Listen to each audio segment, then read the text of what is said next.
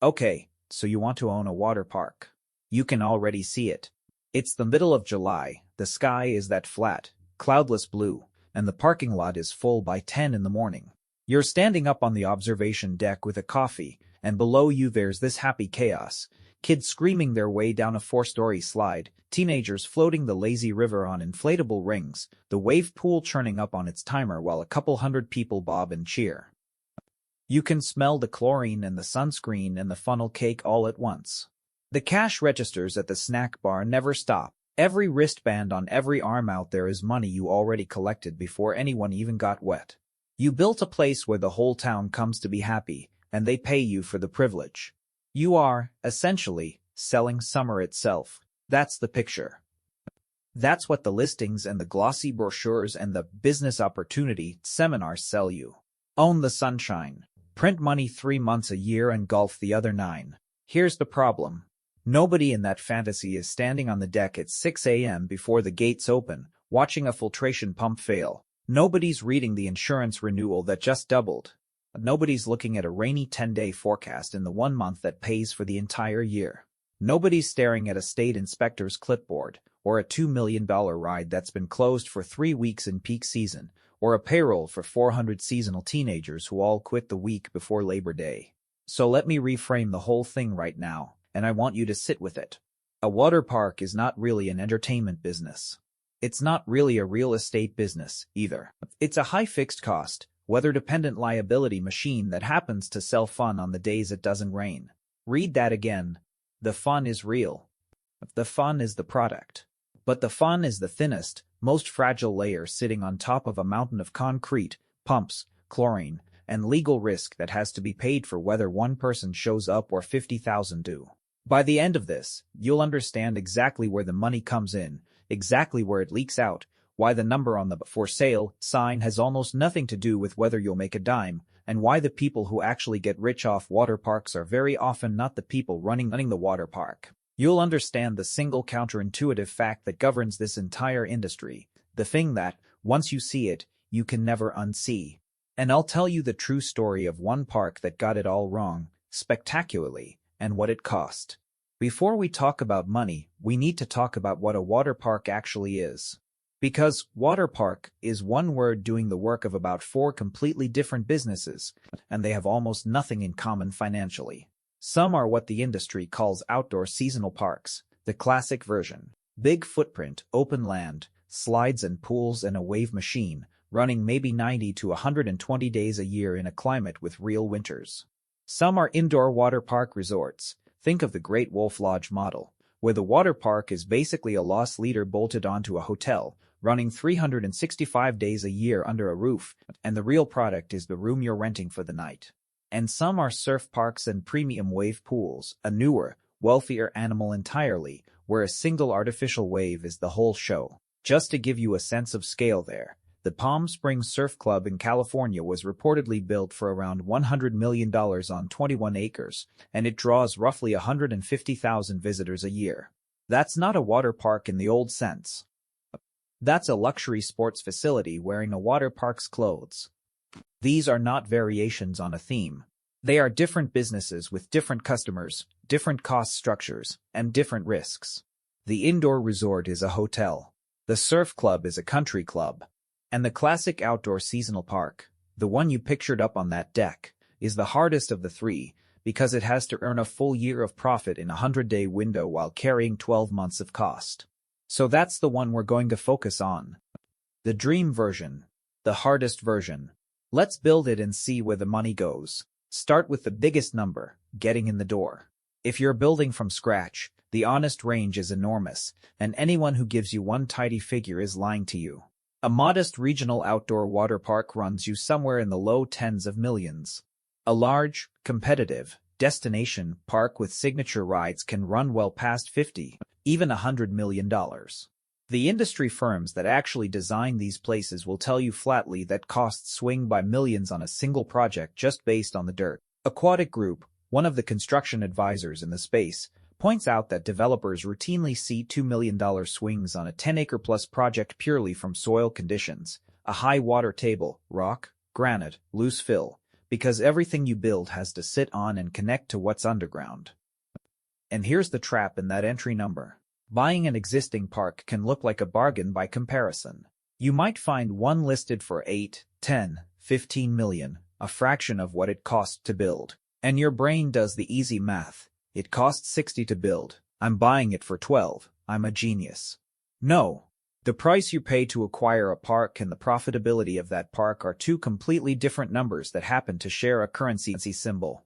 A park is cheap for the same reason a house is cheap. Something is wrong with it. Deferred maintenance, a dying local market, aging rides that are one inspection away from being condemned, a reputation problem. The cheap park is cheap for a reason. You are not buying a discount. You are buying somebody else's problem, and the discount is just an estimate of how expensive that problem is going to be. So far, so good. You've bought the land, you've bought or built the rides. Now here's the part nobody budgets for. The stuff underneath the fun. First, water infrastructure. Not the water, the plumbing. A water park recirculates enormous volumes of water through filtration and treatment systems continuously, all day, every day it's open. That means industrial pumps, sand or regenerative media filters, surge tanks, and chemical dosing systems, all buried in a mechanical building most guests never see. Rebuilding or upgrading a park's filtration and pump plant is not a hardware store expense. On a full-size park you are talking hundreds of thousands to a few $1 million, and pumps don't care that it's July. When one fails, the pool it serves closes until it's fixed, and a closed pool on a hot Saturday is pure lost revenue you will never get back. Second, water treatment and chemistry, the ongoing kind. Chlorine, or increasingly UV and ozone systems that reduce chlorine use, plus acid to balance pH, plus the labor to test it constantly. A busy park burns through chemicals at a rate that would shock you, because every single body in that pool is, chemically speaking, a small pollution event you have to counteract in real time. This runs into the tens of thousands of dollars a month at peak, every month you're open. Third, compliance and safety infrastructure. This is the invisible tax on the whole enterprise. State health departments regulate the water. State labor departments regulate the ride operators. Ride inspectors regulate the rides themselves, often annually, sometimes more. You need signage, depth markings, fencing, first aid stations, and above all lifeguards, trained, certified, and recertified, at a ratio the state dictates, not one you choose. You don't get to decide you'll run lean on lifeguards. That number is set for you, and it is enforced. And fourth, and this is the one that quietly kills more parks than any slide ever did, insurance. Liability insurance for a business whose entire product is putting the public into moving water at speed, in the sun, often after they've had a couple of beers. Premiums in this industry are brutal and they have only gotten worse. A serious injury, a drowning, a ride malfunction, any one of them can spike your premium, get your coverage canceled, or trigger a lawsuit that dwarfs a whole season's profit. You are running a business where the customer voluntarily does something slightly dangerous for fun, and you are the one holding the bag if it goes wrong. Let that land for a moment. Now, here's where it gets interesting. Here's the core mechanism, the one fact that recontextualizes everything, and I want to slow all the way down for this one. A water park's costs are almost entirely fixed, and its revenue is almost entirely variable. And those two things are on completely different schedules. Let me unpack that, because it's the whole game. A fixed cost is money you spend no matter what, the mortgage on the land, the insurance premium, the loan payments on that $2 million slide, the salaried managers, the maintenance to keep the pumps alive over the winter. That money goes out the door in February when the park is a frozen concrete ghost town, and it goes out in July, and it's basically the same either way. A variable cost moves with how busy you are, the hourly lifeguards, the chemicals, the food you sell. And your revenue? Your revenue is the most variable thing of all, because it depends on two things you don't control, the calendar and the sky. Here's the brutal arithmetic of it. An outdoor seasonal park might be open 100 days a year, but it doesn't earn evenly across those 100 days. A huge share of the entire year's profit, the money that has to cover all 12 months of fixed cost, is earned on maybe 20 or 30 peak days. Hot, sunny weekends and holidays in the dead center of summer. That's it.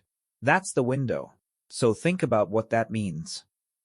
Your entire business is a bet that a specific handful of Saturdays will be hot and dry. If it rains on the 4th of July weekend, you don't just lose that day's sales. You lose an irreplaceable chunk of your annual profit because there is no make-up game. The kids go back to school. The summer ends. The window closes. Meanwhile, every fixed cost kept ticking the entire time it was raining. The pump still ran. The insurance still accrued. The loan payment still came due. That's the counterintuitive heart of it. It is not really a business that sells slides. It is a business that sells access to a narrow, weather-dependent, calendar-locked window of demand, and everything else is you praying that window shows up. A water park is a bet on the weather with $100 million concrete ticket. Now you see it. You can't unsee it. Okay, so how does the money actually come in? Let's break it into layers, because the ticket at the gate is only the first one, and honestly it's not even the best one. The first layer is admission. The wristband. Depending on the park, that's anywhere from a low daily rate at a small regional place up to $50, $60 and beyond at a big destination park. This is the layer everyone thinks is the business. It's the layer that fills the parking lot. But admission is also your most competitive, most price-sensitive layer, the one you have to discount, run Groupons on, bundle into season passes, and generally fight for. The second layer is where the real magic is, in-park spending. Food, beverage, merchandise, lockers, cabana rentals, games. And here's the number that should reframe how you see every water park you ever visit again. Industry market research pegs food and beverage alone at roughly a quarter of total water park revenue. One analysis put it at over 27% of the market, with per guest food and beverage spending averaging somewhere around $22 to $32 a head. Per guest. On top of the ticket. And that spending is far more profitable than the ticket, because the margin on a $12 basket of fries and a soda is enormous. This is why the whole park is engineered, and I mean physically, architecturally engineered, to make you spend once you're inside. It's why you can't bring your own cooler. It's why the lazy river conveniently floats you past a swim-up snack bar. It's why lockers cost money, and cabanas cost more, and that the fast pass to skip the line costs more still. The publicly traded operators track this obsessively. In its financial reporting, Cedar Fair, one of the big regional park companies, now part of the merged Six Flags, reported in-park per capita spending north of $60 per visitor. That number, per capita spending, is the single metric these companies live and die by, total in-park revenue divided by total attendance. How much did we extract from each human who walked through the gate? Not how many came. How much each one spent. So the reframe on revenue is this. The ticket gets the body through the gate. The body is not the product. The wallet inside the body is the product. The ticket is bait.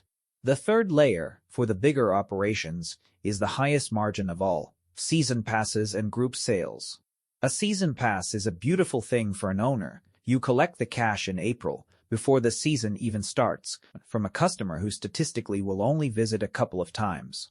You're holding their money for months and often selling them fewer visits than they paid for. Group sales, corporate outings, church groups, summer camps busing in 100 kids, smooth out your weekdays and guarantee volume.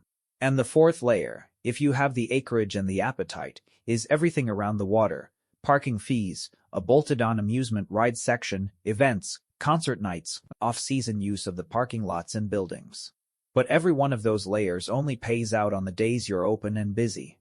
Meanwhile, the bleeding never stops. Let's talk about the recurring bleed, the operating cost, the money going out the door every single day. Start with utilities, and understand this is not a normal utility bill. You are heating and moving millions of gallons of water and running industrial pumps for 12 or more hours a day. Electricity and, at any park with heated water, gas, are a genuinely massive monthly line item, tens of thousands of dollars a month at a mid-size park in peak season, easily more. Then labor. A water park runs on an army of seasonal staff, lifeguards, ride operators, cashiers, cooks, cleaners, parking attendants. Hundreds of them at a large park. And two things make this brutal. First, they're seasonal, so you're recruiting, hiring, and fully training an almost entirely new workforce every single spring, and a huge chunk of them are teenagers working their first job who will quit the moment school activities start back up. Second, the safety-critical ones, the lifeguards, can't be cut. The state tells you the ratio. So labor is both your biggest controllable cost and the one you have the least freedom to actually control on the days it matters. Then repairs and maintenance, the never-ending war against water and sun. Water is the most patient, relentless destructive force there is. It finds every crack. It corrodes every fitting. Chlorinated water eats metal, UV light degrades every fiberglass slide, and freeze-thaw cycles cracked concrete over the winter. So there's an entire off-season, when you're earning $0, that is consumed by draining, inspecting, patching, repainting, and rebuilding, spending money in January so the thing doesn't fall apart in July. A single major slide might need 6 figures of refurbishment across its life, and the whole park needs constant triage. Then property taxes, on a very large, very valuable footprint of developed land, often hundreds of thousands of dollars a year, do whether the gates are open or padlocked. And then insurance again, because it deserves a second mention as an operating cost, not just a startup one. It renews. It climbs. And it is the line item most likely to become the reason you sell. Now here's the structural threat that can break the entire model, and it's really just the core mechanism turning against you. Seasonality and weather are not risks you manage down to zero. They are the permanent condition of the business. A single bad summer, a cold, wet July across your region, can turn a profitable park into a park that loses money for the year, because remember, the fixed costs didn't take the summer off just because the customers did. String 2 bad summers together and a leveraged owner, one who borrowed to buy or build, can be finished, because the loan payments never paused while the revenue evaporated. And layered on top of the weather is the demand cycle. Water parks are, economically speaking, a discretionary luxury. When a recession hits and families tighten up, a $50 a head day at the water park is one of the very first things cut from the household budget. So your revenue can get hit from 2 directions at once, a rainy summer and a bad economy, while your costs, as always, stay exactly where they are. That's not bad luck. That's the structure. Which brings me to the case study. Because I could describe the failure modes all day, but there's one true story that contains almost every lesson in this entire video, and it's worth telling properly. In 1978, a man named Gene Mulvihill opened a place in Vernon Township, New Jersey, called Action Park. And in its way, it was a stroke of genius. Mulvihill understood the demand better than almost anyone. He understood that people didn't want to be kept safe and bored. They wanted a thrill. They wanted danger they could feel. So he gave it to them. Action Park became one of the first modern water parks in America, and it became legendary. Enormous crowds. Huge summer revenue. A brand so strong that people drove hours to get there. On the demand side, on the get the bodies through the gate and open their wallets side, Action Park was a monster success. This is the rise. But remember what a water park actually is. A liability machine that happens to sell fun. And Mulvihill ran the fun and ignored the machine. The rides were famously, genuinely dangerous.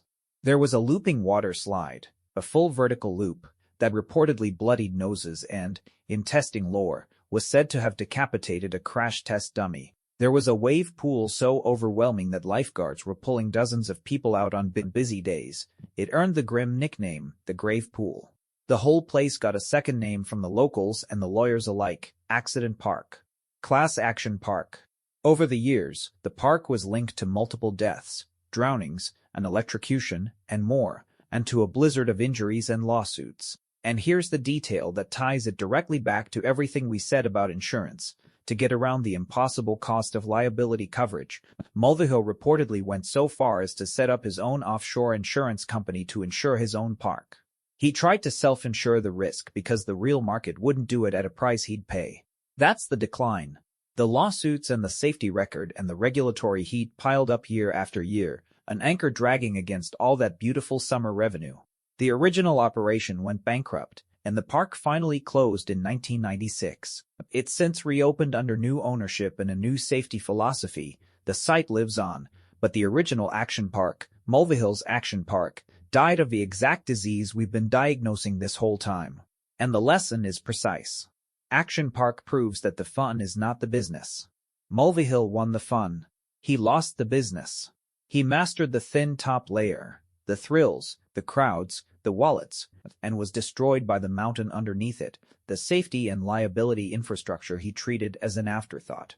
The park with the best demand in America could not survive its own risk. That's not a story about one reckless guy. That's the structure of the industry, wearing a cautionary costume. So how does anybody win at this? Here's where it gets interesting, because the sophisticated money plays a completely different game than the one you pictured on that deck. The savvy owners understand that the operating business, the slides and the fries, is often the least valuable part of what they own. 3 deeper games change everything. The first is real estate and appreciation. A water park sits on a large parcel of developed, entitled land, usually near a growing metro area, because that's where the customers are. Over decades, that land can quietly appreciate into the single most valuable asset on the books, worth more, sometimes, than the park business has earned in its entire life. Some owners are, whether they'd admit it or not, land bankers running a water park to cover the carrying costs while they wait. The park pays the property taxes and the mortgage. The land does the real earning, silently, in the background. The second is the resort and diversification model, and this is the smartest structural answer to the weather problem. Remember the core disease: 100 days of revenue against 365 days of cost. The indoor water park resort cures it. You put the water park under a roof, attach it to a hotel, and now you run all year. You're weatherproof, and, critically, the water park stops being the product. The hotel room is the product. The water park is just the reason the family chose your hotel over the one down the highway. You've demoted the risky, seasonal, low-margin thing into a marketing feature for the stable, year-round, high-margin thing. That's not a water park with a hotel. That's a hotel using a water park as bait. And the third game is the financial one, the way these things get bought and sold. In this industry, parks trade on a multiple of EBITDA, which is basically a measure of the annual cash the operation throws off. Deal advisors will tell you a well-run, diversified park can sell for something like 6 to 8 times that annual cash flow. Sit with what that means. It means every single dollar you can permanently add to annual profit, one more dollar of per capita spending, one more good operating day, one dime shaved off the cost of chemicals, isn't worth $1. It's worth $6 to $8 in the eventual sale price. The sophisticated owner isn't really running a park to collect this summer's profit. They're grooming an asset to sell to the next buyer at a multiple. The summers are just how you fatten it up for sale. So the pros win on the land, on the diversification, and on the exit. Almost never on the fries alone. Let me leave you with the 2 scenarios, in real numbers, so you can feel the swing. The good year. It's hot and dry all summer. Your peak weekends land perfectly on the calendar, sunny and 90 degrees, the parking lot overflowing. Attendance is strong, and better than that, per capita spending is up. People are buying the cabanas and the fast passes and a second round of food. The economy is healthy, so nobody's flinching at the ticket price. Your revenue sales past your fixed costs sometime in mid-July, and everything after that is profit.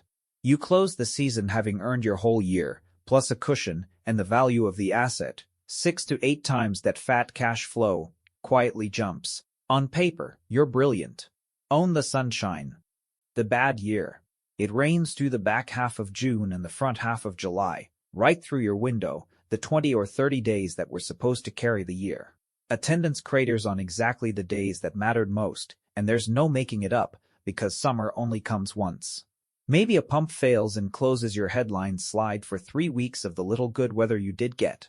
Maybe the economy's soft and families are skipping the trip, and through every rainy, empty day, the fixed costs never blinked: the loan payment, the insurance premium, the property tax, the salaried staff, the maintenance.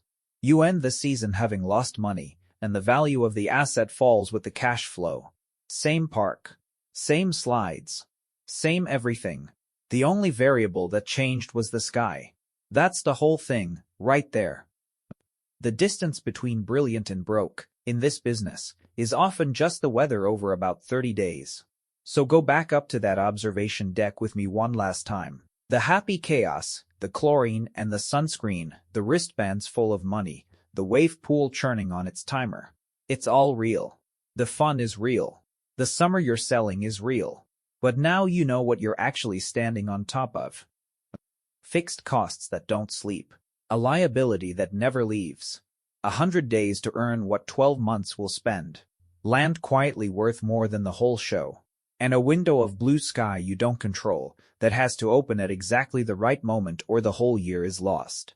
The slides aren't the business. The land underneath them and the weather above them is.